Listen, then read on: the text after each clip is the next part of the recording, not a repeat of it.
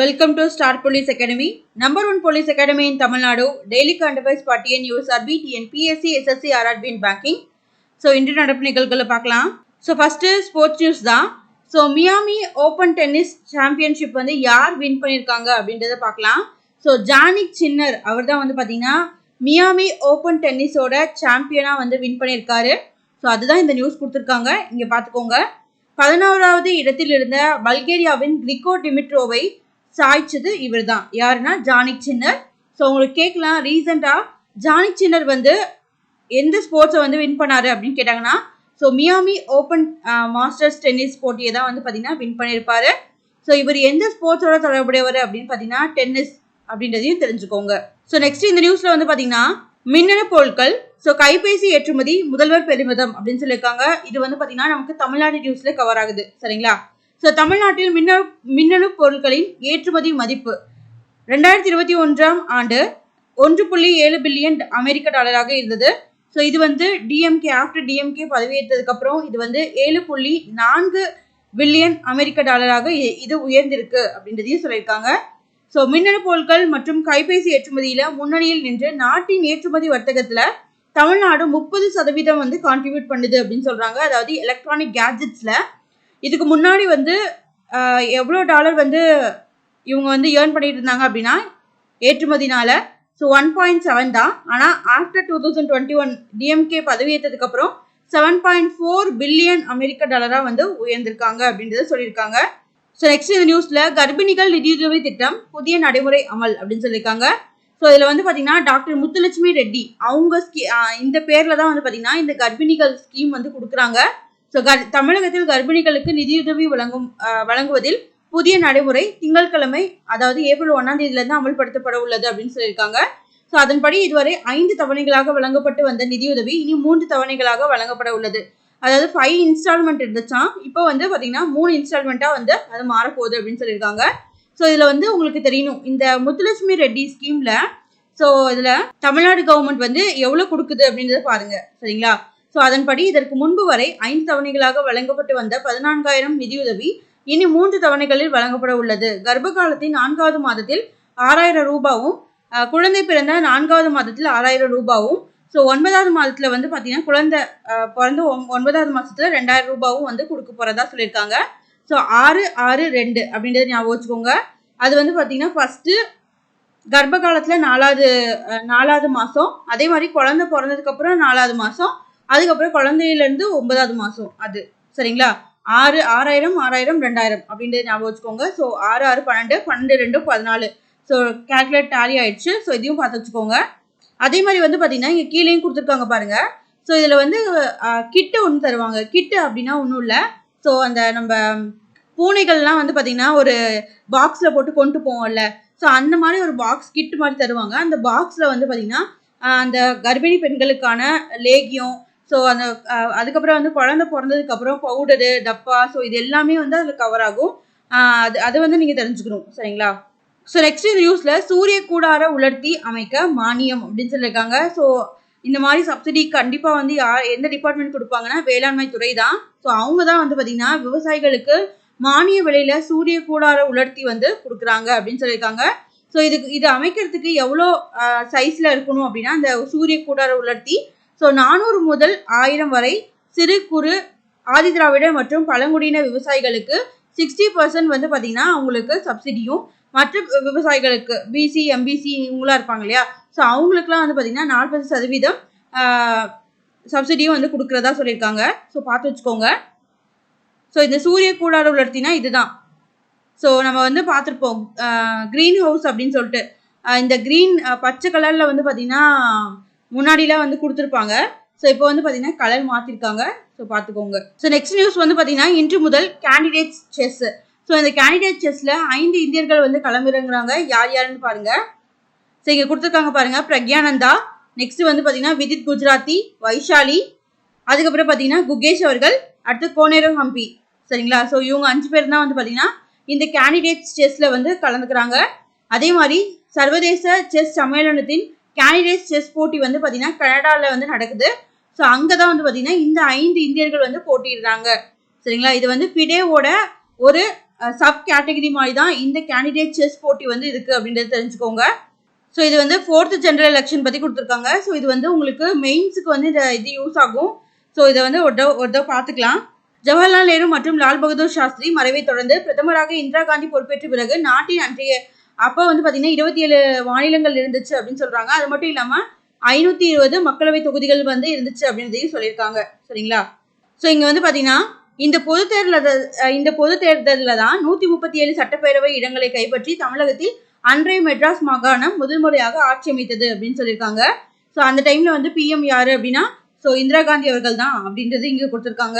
So இங்கே வந்து கொடுத்துருக்காங்க இந்திராவுக்கு அரசியல் மறுவாழ்வு அளித்த தொகுதி எது அப்படின்றத இங்கே பார்க்கலாம்.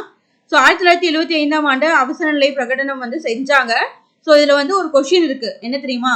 ஸோ 1976 அதாவது எமர்ஜென்சி அவசர பிரகடனம் வந்து அறிவிச்சப்போ அப்போ வந்து யாரு வந்து பிரசிடென்டா இருந்தாங்க அப்படின்ற இந்த கொஸ்டின் வந்து நிறைய டைம் கேட்டிருக்காங்க. டிஎன்பிஎஸ்சியோட நிறைய டைம் இந்த கொஸ்டின் இருக்கு. 1976 அதாவது அவசர நிலை பிரகடனம் அப்போ யாரு குடியரசுத் தலைவரா இருந்தாங்க அப்படின்ற இந்த கொஸ்டின் கேட்டிருக்காங்க. ஆன்சர் வந்து பாத்தீங்கன்னா ஃபக்ருதீன் அலி அகமது அப்படின்றவர் தான். சரிங்களா? ஸோ ஃபக்ருதீன் அலி அகமது அவர் தான் வந்து பாத்தீங்கன்னா இவர் தான் வந்து அந்த டைம்ல 1976ல பிரசிடென்டா இருந்தாரு அப்படின்றத தெரிஞ்சுக்கோங்க. ஸோ 1977ஆம் ஆண்டு நடைபெற்ற மக்களவைத் தேர்தலில் காங்கிரஸ் படுதோல்வி அடைஞ்சது. ஸோ பெரோலி அப்படின்ற தொகுதியில போட்டியிட்ட பிரதமர் இந்திராவுக்கு பிஎல்டி கட்சி வேட்பாளர் ராஜ்நாராயணனிடம் 55,202 வாக்கு வித்தியாசத்துல தோல்வியை தழுவியது. நாட்டையே அதிர்ச்சி அடைய செய்தது. இதனால் இந்திரா காந்தியின் தலைமை கேள்விக்குள்ளானது அப்படின்னு சொல்லியிருக்காங்க. ஸோ இதை வந்து பார்த்துக்கோங்க. ஸோ நெக்ஸ்ட் நம்ம திரும்ப இந்த ஆப்பை வந்து பார்த்துட்டே இருக்கோம். ஏன்னா எலெக்ஷன் வருது. ஸோ அதனால வந்து எலெக்ஷன்ல என்னென்ன சொல்றாங்க அப்படின்றது கண்டிப்பா வாட்ச் பண்ணுங்க. ஸோ நமக்கு அது இந்த டாபிக்கா இருக்கனால ஸோ கண்டிப்பா வந்து அதுல இருந்து கொஸ்டின் வரதுக்கு வாய்ப்புகள் இருக்கு. சரிங்களா? ஸோ சி விஜில் ஆப்ல தான் வந்து பாத்தீங்கன்னா இப்போ நமக்கு ஏதாவது மற்றவங்க யாராவது வந்து லஞ்சம் கொடுக்குறாங்க இல்லை வந்து எலெக்ஷன்ல வந்து ஓட்டு போடுங்க, எங்க கட்சிக்கு ஓட்டு போடுங்க அப்படின்னு நம்ம யாராவது வந்து உங்களுக்கு பணம் கொடுக்குறாங்கன்னா ஸோ நீங்க அந்த கம்ப்ளைண்ட்டை வந்து பாத்தீங்கன்னா இந்த சி விஜில் அப்படின்ற இந்த ஆப்ல வந்து ஸோ நீங்க வந்து குவாரி வந்து கொடுக்கலாம். ஸோ இந்த சி விஜில் ஆப் வந்து யாரோடது அப்படி இல்லைன்னா இந்த சி விஜில் ஆப் வந்து எந்த நிறுவனம் வந்து இது பண்ணியிருக்காங்க அப்படின்னு கேட்டாங்கன்னா எலெக்ஷன் கமிஷன் அப்படின்றத தெரிஞ்சுக்கோங்க. ஸோ இப்போ வந்து இங்கே என்ன சொல்லியிருக்காங்கன்னா வீடு வீடாக பூத் ஸ்லிப் விநியோகம் தொடங்கியது அப்படின்னு சொல்லியிருக்காங்க. ஸோ தலைமை தேர்தல் அதிகாரி உங்களுக்கே தெரியும் சத்யபிரதா சாஹூ அவர்கள். அதே மாதிரி உங்களுக்கு கேட்கலாம் ஸ்டேட்டோட ஸோ தேர்தல் இது ஆணையர் வந்து யாரு அப்படின்னு வந்து கேட்கலாம். ஸோ அது வந்து பார்த்து வச்சுக்கோங்க. ஜோதி அப்படின்றவங்கள தான் வந்து பார்த்தீங்கன்னா ரீசெண்டாக வந்து அப்பாயின்மெண்ட் பண்ணியிருந்தாங்க. ஸோ அதுவும் வந்து உங்களுக்கு தெரியணும். ஸோ பழனிக்குமார் அவர்கள் வந்து போனதுக்கப்புறம் இப்போ ஜோதி அப்படின்றவங்கள தான் வந்து பார்த்தீங்கன்னா நியமிச்சிருக்காங்க தமிழ்நாடு கவர்மெண்ட். ஸோ அதையும் பார்த்து வச்சுக்கோங்க. ஸோ நெக்ஸ்ட் நியூஸ், மும்பை தீவிரவாத தாக்குதலின் போது துணிச்சலாக போராடியவர் என்ஐஏ தலைவராக சதானந்த் பதவியேற்பு அப்படின்னு சொல்லியிருக்காங்க. ஸோ இவர் வந்து பார்த்தீங்கன்னா மும்பை அட்டாக் நடந்தப்போ இவர் வந்து துணிச்சலாக போராடினாரு. ஸோ அதுக்காக தான் வந்து பார்த்தீங்கன்னா இவருக்கு இப்போ என்ஐஏ அப்படின்ற அந்த ஆர்கனைசேஷனோட தலைவராக டைரக்டர் ஜெனரலாக வந்து பார்த்தீங்கன்னா நியமிச்சிருக்காங்க. ஸோ இவரோட பேர் வந்து பார்த்தீங்கன்னா சதானந்த் தேத்தே. ஓகேவா? ஸோ இவரோட பேர் நல்லா ஞாபகம் வச்சுக்கோங்க. என்ஐஏ அப்படின்றது நேஷனல் இன்வெஸ்டிகேஷன் ஏஜென்சி அப்படின்னு சொல்லுவாங்க. ஸோ இது வந்து பார்த்தீங்கன்னா தேசிய புலனாய்வு அமைப்பு அப்படின்னு தமிழில் சொல்லுவாங்க. ஸோ நெக்ஸ்ட் இந்த நியூஸ்ல வந்து பார்த்தீங்கன்னா இது வந்து அக்ரி பட்ஜெட்ல வர்றதுல ஒரு முக்கியமானது. மனிதர்கள் மற்றும் கால்நடைகளுக்கான சிறந்த உணவா வந்து எது பார்க்கப்படுது அப்படின்னா சுல்பாசி, அதாவது ஸ்பைருலினா அப்படின்னு சொல்லுவாங்க. இதுக்கு இன்னொரு பேர் வந்து பார்த்தீங்கன்னா ப்ளூ கிரீன் ஆல்கே அப்படின்னு சொல்லுவாங்க. சரிங்களா? அப்படி இல்லைன்னா சயனோபாக்டீரியா அப்படின்னு சொல்லுவாங்க. இதுக்கு நிறைய பேர் இருக்கு. ஸோ உங்களுக்கு கொஸ்டின் டிஎன்பிஎஸ்சில எப்படி கேட்டிருக்காங்க அப்படின்னா ப்ளூ கிரீன் ஆல்கே இதுக்கு வந்து இன்னொரு பேர் என்ன அப்படின்னு கேட்டாங்கன்னா சயனோபாக்டீரியா, CYANOBACTERIA சயனோபாக்டீரியா அப்படின்னு சொல்லுவாங்க. ஸோ பார்த்து வச்சுக்கோங்க. Next question and answer. First கொஸ்டின்குள்ள போகலாம். 2023-24 நிதியாண்டில் இந்தியாவின் பாதுகாப்பு ஏற்றுமதியின் மதிப்பு என்ன? ஸோ ஆன்சர் வந்து பார்த்தீங்கன்னா 21,083 கோடி. ஐக்கிய நாடுகளின் பொதுச் செயலாளர் பேரிடர் அபாயத்தை குறிப்பதற்கான சிறப்பு பிரதிநிதியாக எந்த இந்தியரை நியமித்துள்ளார்? ஸோ ஆன்சர் வந்து பார்த்தீங்கன்னா கமல் கிஷோர். ஸோ இந்த நியூஸும் நம்ம ரிப்பீட்டடாக பார்த்துருப்போம். 2வது டைம் இது பார்க்குறோம். நெக்ஸ்ட் நியூஸ், சமீபத்தில் எந்த விண்வெளி நிறுவனம் கலாம் 250 செயற்கைக்கோளை இஸ்ரோவின் உந்துவிசை பரிசோதனையில் வெற்றிகரமாக சோதனை செய்தது? ஆன்சர் வந்து பார்த்தீங்கன்னா ஸ்கைரூட் ஏரோஸ்பேஸ். நெக்ஸ்ட் நியூஸ், சமீபத்தில் செய்திகளில் காணப்பட்ட காத்தா புதுப்பிக்கத்தக்க எரிசக்தி பூங்கா எந்த மாநிலத்தில் அமைந்துள்ளது? ஸோ ஆன்சர் வந்து பார்த்தீங்கன்னா குஜராத். ஸோ இந்த ரினியூவபிள் எனர்ஜி பார்க்லாம் வந்து அதுக்கு இம்பார்ட்டன்ஸ் கொடுத்து பாருங்க. ஏன்னா இப்போ வந்து நம்ம இந்தியா வந்து எதை நோக்கி ஓடிட்டு இருக்குன்னா நான் ஃபாசில் ஃபியூவல்ஸை விட ரினியூவபிள் எனர்ஜிக்கு தான் ஓடிட்டு இருக்கோம். ஸோ அதனால இந்த மாதிரி நியூஸ்லாம் வந்துச்சுன்னா கண்டிப்பாக பார்த்து வச்சுக்கோங்க. நெக்ஸ்ட் நியூஸ், மத்திய நிர்வாக தீர்ப்பாயம், அதாவது சென்ட்ரல் அட்மினிஸ்ட்ரேட்டிவ் ட்ரிபியூனல் அப்படின்னு வந்து சொல்லுவாங்க பாலிட்டியில. ஸோ தொடர்பான பின்வரும் அறிக்கையை கவனியுங்கள். ஸோ சென்ட்ரல் அட்மினிஸ்ட்ரேட்டிவ் ட்ரிபியூனல் என்பது பாராளுமன்றத்தின் சட்டத்தின் மூலம் நிறுவப்பட்டது. நிர்வாக தீர்ப்பாயங்கள் சட்டம் 1985 இது மூலியமா தான் நிறுவப்பட்டது அப்படின்னு சொல்லியிருக்காங்க. ஸோ செகண்ட் ஆப்ஷன் வந்து போகலாம். இது அசல் அரசியலமைப்பின் ஒரு பகுதியாக இல்லை, ஆனால் 42வது சட்ட திருத்தப்படி இது வந்து கொண்டு வந்தாங்க அப்படின்னு சொல்றாங்க. அதோட ஆர்டிகல் வந்து பார்த்தீங்கன்னா 323A அப்படின்னு சொல்றாங்க. தேர்டு, இது ஆள் சேர்ப்பு தொடர்பான அசல் அதிகார வரம்பை பயன்படுத்துகிறது மற்றும் பொது ஊழியர்களின் அனைத்து சேவை விஷயங்களும் அதை உள்ளடக்கியது அப்படின்னு சொல்லியிருக்காங்க. ஸோ இதில் நமக்கு எது வந்து சரியானது கேட்டுருக்காங்க. ஸோ ஆன்சர் வந்து 3மே தான்.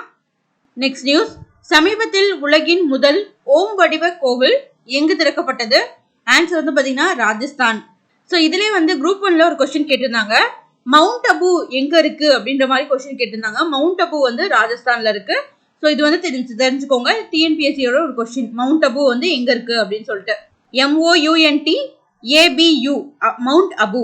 நெக்ஸ்ட் நியூஸ், இந்தியாவுக்கும் இலங்கைக்கும் இடையே சர்ச்சைக்குரிய பிரதேசமான கச்சத்தீவு எங்கு அமைந்துள்ளது? ஸோ ஆன்சர் வந்து பார்த்தீங்கன்னா பாக் ஸ்டேட்ல, பாக் ஜலசந்தி. நெக்ஸ்ட் நியூஸ், தூய்மையான ஆற்றல் மாற்றல் திட்டம் முன்முயற்சி எந்த அமைப்பின் திட்டமாகும் அப்படின்னு கேட்டிருக்காங்க. ஸோ ஆன்சர் வந்து பார்த்தீங்கன்னா சர்வதேச எரிசக்தி நிறுவனம், அதாவது இன்டர்நேஷனல் எனர்ஜி ஏஜென்சி அப்படின்னு சொல்லுவாங்க. நெக்ஸ்ட் நியூஸ், ஷிக்மோ திருவிழா எங்கு கொண்டாடப்படுகிறது? ஆன்சர் வந்து பார்த்தீங்கன்னா கோவா. ஸோ ஃபெஸ்டிவல்ஸ்லாம் இம்பார்ட்டன்ஸ் கொடுத்து பார்த்து வச்சுக்கோங்க. ஷிக்மோ ஃபெஸ்டிவல் வந்து கோவா. ஸோ அவ்வளோதான், இதோட இன்றைய நடப்பு நிகழ்வுகள் நிறைவடைந்தது. நன்றி.